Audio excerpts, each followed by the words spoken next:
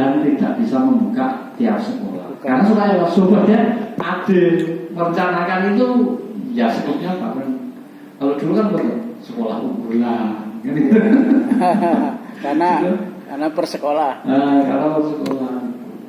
Itu rapat bertingkat. Kemudian setelah mengevaluasi kurikulumnya, mengorganisasikan pembelajarannya. Ini Bapak Ibu mendistribusikan SKK dan sebagainya.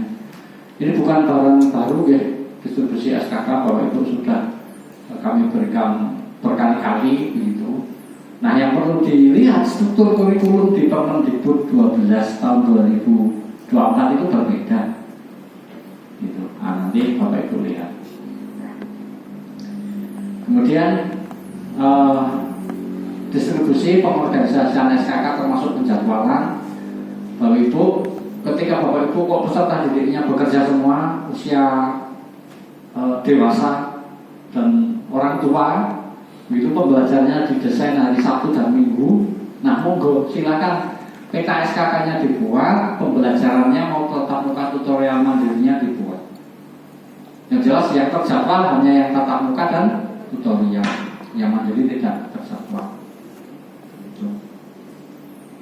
Kemudian, ini jangan lupa Bapak Ibu, ketentuan kenaikan kelas, kelulusan dan mutasi. Ini supaya Bapak Ibu tidak terjerat.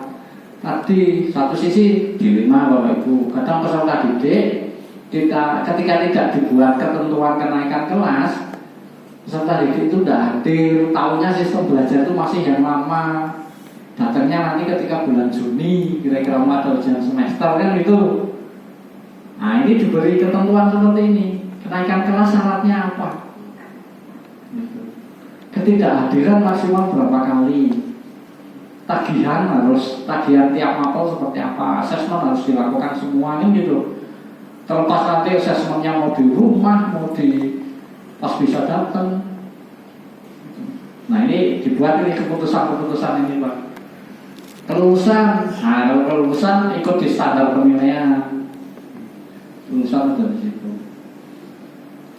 Sama mutasi, proses mutasi seperti apa?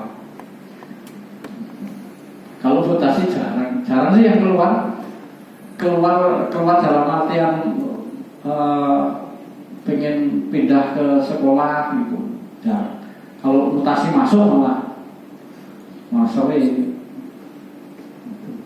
Nah, kemudian ada penugasan pendidik tahun belajar total adalah menyusun rencana pembelajaran. Itu di samping itu nanti kepala sekolah menugaskan tolong buka PMM kan gitu. Setelah buka PMM buat diskusi ya. Nanti kalau yang forum tutor sudah menginisiasi ada komunitas belajar, diketemukan saja Pak, sekali bertemu mungkin mau apa yang kira-kira kesulitan bertemu.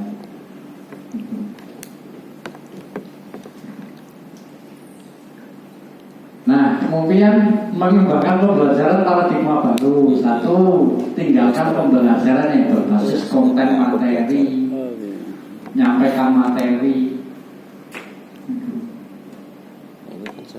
Kemudian mengejar target penyampaian materi.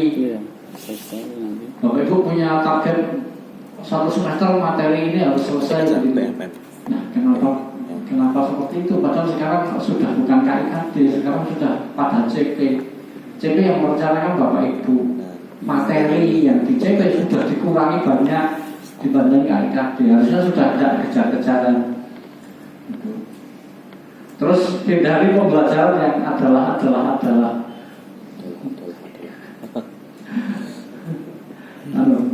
ciri-ciri teks deskripsi. Adalah antara lain. Ini untuk membelajarkan teks deskripsi adalah definisi. Padahal kan tanpa tahu definisi teks deskripsi, tanpa tahu ciri-ciri, kalau peserta didik itu membelajarkan dengan cara ada teks seperti ini, pahami maknanya, terus apa yang ada di teks tersebut, itu lama-lama pasti tahu. Oh, jenis teks ini itu deskripsi. Oh, nah ini tuh teks fiksi. Itu apa? Itu lama-lama tahu. Dan mengukur keberhasilan peserta didik bukan menggunakan soal. Soalnya tadi Berikut ini adalah salah satu ciri teks deskripsi. Ini bawahnya apa kan betul? Harusnya malah ada teks di dalam teks deskripsi itu isinya apa? Nah itu yang ditanyakan. Isinya apa? Nah syukur sampai kira-kira isinya itu baik tidak, bagus tidak, akurat tidak gitu.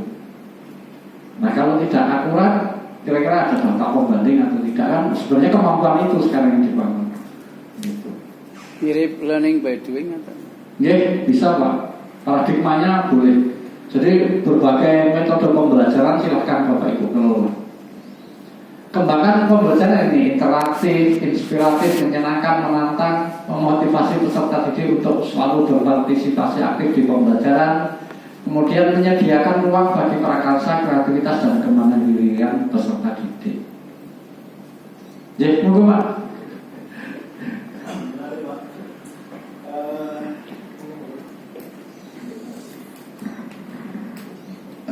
Tadi malam itu kebetulan saya melihat sebuah konten, walaupun saya tidak sepenuhnya percaya terhadap isi konten tersebut.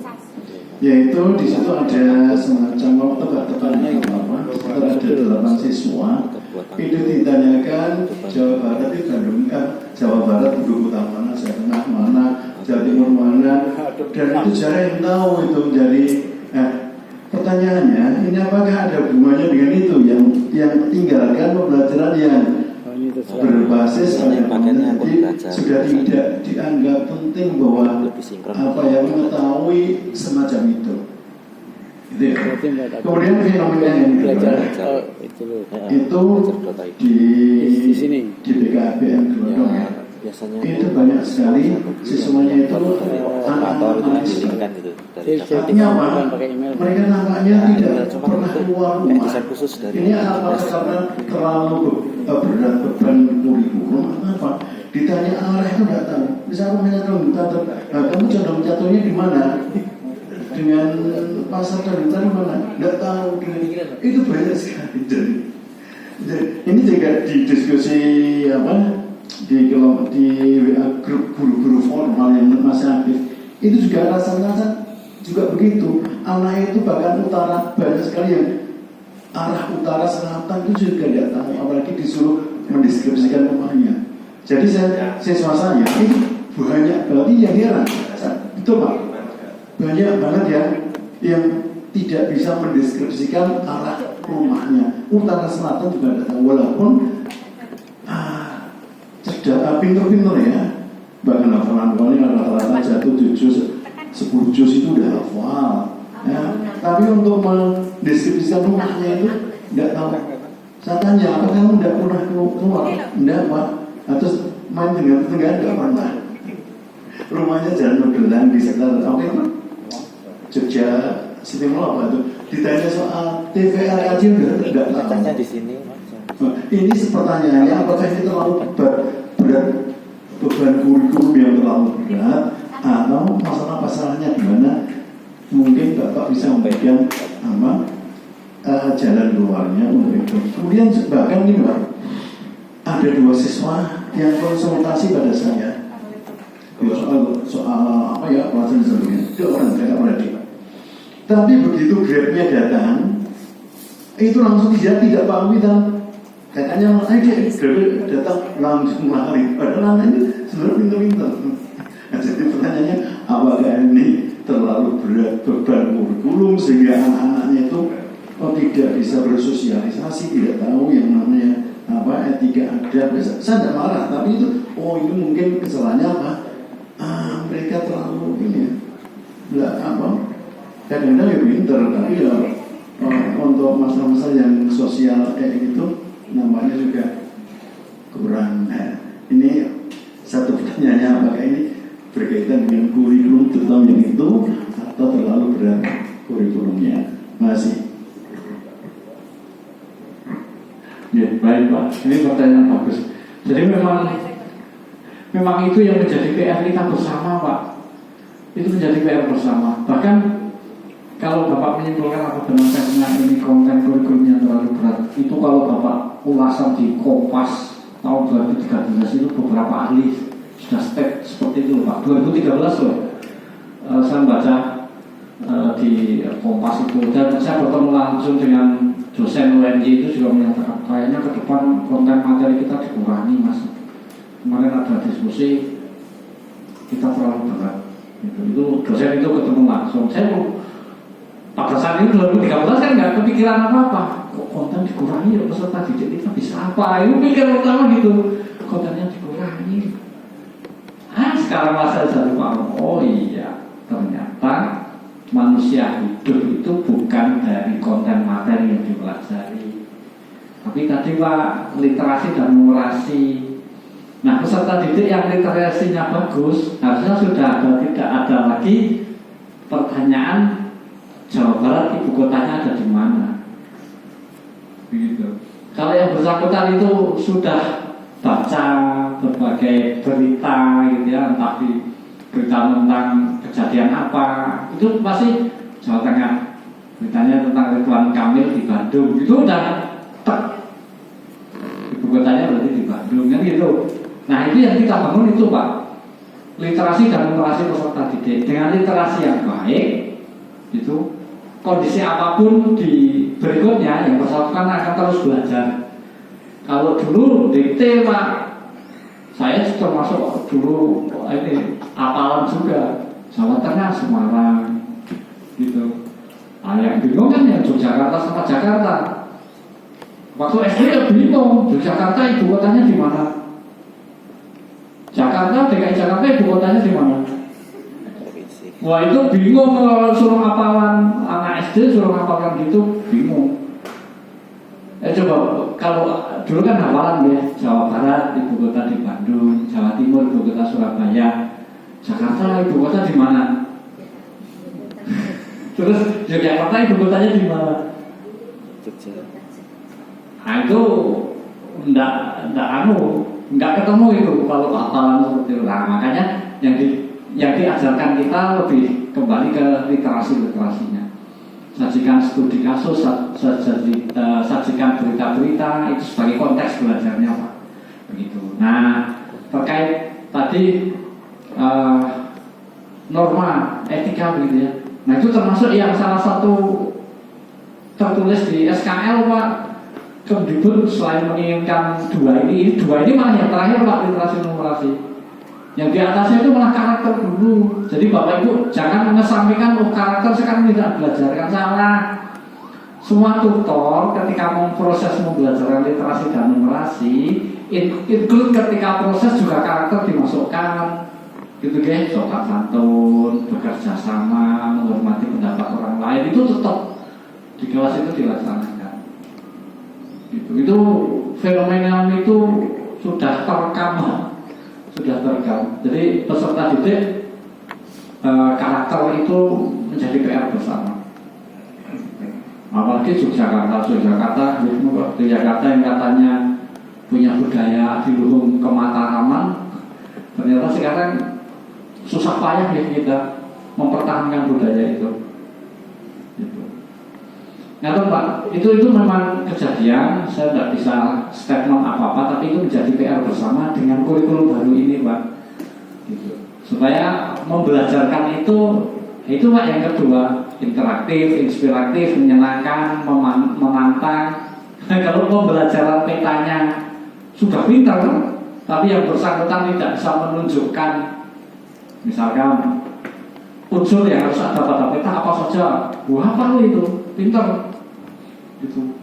Tapi suruh menyebutkan kira-kira letak rumahmu kalau dari sekolah arahnya kemana saja, ada di sebelah mana. Nah berarti kan ketika sudah menyebutkan kalau di peta itu harus ada simbol utara dan selatan, tapi ternyata implementasinya malah belum bisa Pak. Nah itu harus ini Pak, ada menantang gitu ya. Nah, terus ada juga menyediakan ruang bagi peserta didik untuk munculkan prakarsa, kreativitas. Nah, itu dalam rangka itu. Jangan sampai menggambar peta bisa, menyebutkan arah mata angin bisa, di kehidupan nyata rumah dirinya sendiri tidak tahu lokasinya di mana. Begitu. Nah, yang tadi itu materi Pak, unsur-unsur yang harus ada dalam peta ABCD itu lingkup materi Pak. Nah tapi belajar peta itu juga harus pada literasinya. Literasi biasa menentukan anak dari sekolahku ke rumah lewat mana saja. Itu literasi Pak. Nah oleh sebab itu pembelajarannya paradigmanya nggak diubah. Ya penting, unsur-unsur pada peta itu penting, tapi bukan itu sebenarnya yang dipelajari. Tapi menggunakan peta untuk menyelesaikan permasalahan dalam kehidupan sehari. Nah itu paradigmanya baru pembelajaran itu arahnya sama. Maksud Mbak, itu memang PR bersama Pak. Gitu. Nah terus ada kelekar ini. Jadi ibu-ibu bisa protes, boleh protes. Ibu-ibu lebih sulit memahami Google Map ketimbang bapak-bapak atau anak-anak kita yang laki-laki lebih mudah memahami Google Map ketimbang anak kita yang perempuan. Betul tidak itu? Betul ya? Atau pembandingannya dengan kakak adik atau suami istri bapak ibu semua. Betul tidak? Betul, berarti betul protes ini. Yang pihak Putri ada yang protes enggak? Atau memang kenyataannya seperti itu? Sebagian besar seperti itu. Sebagian besar seperti itu. Kenapa kira-kira Pak? Nah, Bapak Ibu, kemampuan geospasial itu sebenarnya bukan dipengaruhi gender, tapi itu dipengaruhi dengan cara bermain mulai dari kecil sampai besar. Itu karena begini, laki-laki itu bermainnya lebih banyak objeknya di sini, pikirannya ke sana. Gitu. Nah kalau pihak perempuan bermainannya boneka, objeknya di sini, pikirannya di sini. Gitu. Nah laki-laki boten imajinasinya buat gedung, terus mobil-mobilan pakai jalur, itu kemampuan awal peta Pak. Nah perempuan tidak bermain di sana, makanya ketika sama-sama tumbuh kemampuannya berbeda. Jadi bukan karena gender, ternyata ada yang menafsirkan karena proses bermainnya itu berbeda. Makanya kalau dipanggil istrinya ya nggak nengok karena pikirannya di mana. Nah itu akhirnya kan otak berkembangnya berbeda. Harus manggilnya 10 kali. Betul. Nah seperti bapak-bapak disuruh menyelesaikan tugas secara bersama juga nggak bisa. Harus satu selesai. Itu anugerahnya memang berbeda seperti itu. Ibu-ibu sambil nyapu, masak, nyuci.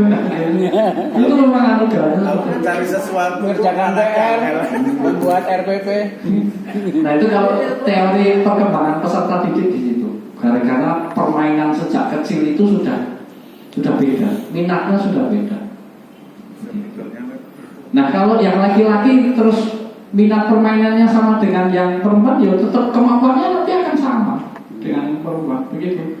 Jadi bisa diselesaikan dengan ilmu psikologi, bukan gender, gitu ya, bukan karena perempuan nggak bisa baca peta, laki-laki lebih bisa. Tapi kalau perempuan kalau naik motor tuh hampir semuanya seringnya ngebut dan melebihi laki-laki. Di mana itu? Kira-kira logikanya di mana itu? Karena